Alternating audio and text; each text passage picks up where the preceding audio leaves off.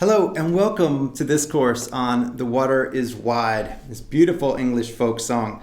Well, in this video, we will just take a look. We'll get the bird's eye view of the piece, kind of look at what's in store, talk about some generalities and some ground rules going in, and then we will just jump into the next section with the actual notes in earnest. But first off, let's just take a look. So this is our tune. The first thing to notice is this double bar right here. That means that's a section ending. It's also a big long note right here, right? And so what does that mean? That means that you can learn this in two ways. One, you can learn the entire piece, or number two, you can just learn to this and play this twice. The reason is that the second half is the melody again. The melody is the same as in the first half, but we've just richened up the texture. What does that mean? It means that we've added these bass notes down in here, the lower notes throughout here, whereas up here, the notes mainly, they don't go as low as that, as it mainly stays on the first four strings for the first half of this through here, and then once we get down here, we go into the fifth and sixth strings, the lower notes. And so what that does then is makes the sound much fatter once we get to the second half, which is great because then once we come in here, it makes a statement when the second half, because we get used to hearing it as, it's almost like a mandolin or a lute, something more high pitched. And then once we add the bass notes in, then it has more of a punch that way. And it's a really satisfying moment to bring that in. It's like it turns the intensity of the piece up a couple of notches. So let's take a look at some of the things that we have. First off, we have up here I and M. What does this mean? So just as a review, if you don't know this, P is the thumb, I is the index, M is the middle, and A is the ring finger of the right hand.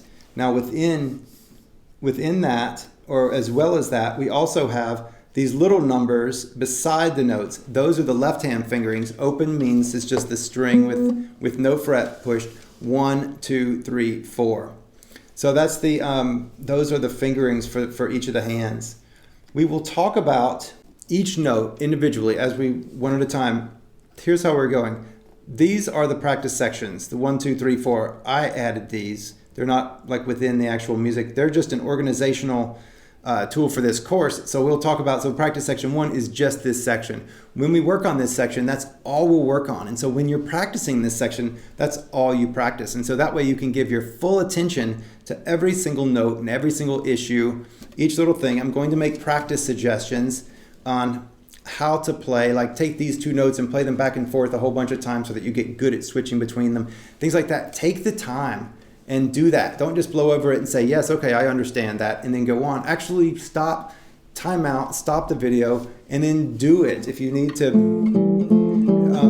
whatever it happens to be, whatever the moment is, do those practices because it will make your learning of the piece so much faster in the long run, in the entire run, in the big picture, and also it will give you the tools with which to practice other pieces that you learn after this. So the whole point of any course, ideally, is not to just learn the tune. Like, so ideally, if you only learned how to play The Water is Wide in this course, I would be personally a little bit disappointed in my helping you through this course, because the goal isn't so much to play The Water is Wide. That's the big goal.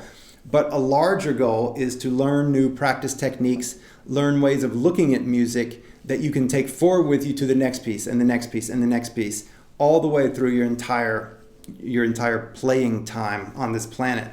So when you see those come through, when you see practice suggestions, when you see expressive suggestions of play this note louder and here's why, take note of those and then look in your other music and see, how can I apply this in some other piece besides The Water is Wide? How can I move this piece of information from here? How can I generalize it to everything I know? Because that means that you're getting real lasting value from this course and from your practice time within the course. Plus you just get to play The Water is Wide, which is my favorite folk song of all English folk songs. That's probably of all worldwide folk songs. It's my absolute favorite, and that doesn't mean it's yours, but it's beautiful. I just think it's brilliant. So this is a little bit. This is a window into this course. I hope you enjoy it. I hope that you have a great time with it. Oh, here's one more thing. You don't have to finish it. If you go through and you get to a particular point and you're like, okay, cool, I see how this is going, I'm just gonna run with it, then by all means do. There's probably something, if you did watch all the videos, there's probably something in there that you hadn't have thought of, or a way of doing something that you hadn't thought of, but it doesn't mean that you have to watch every single minute of every single video to get full value of this. If you get started on it, if you see some general trends and you want to run with that and you're good with that, then that's perfectly fine as well. You can always come back. You have lifetime access.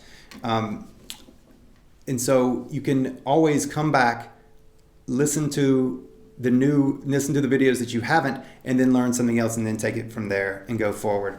So as long as you get something from it, then tip tops. All right, have fun. I'll see you in practice section 1. Game on, here we go.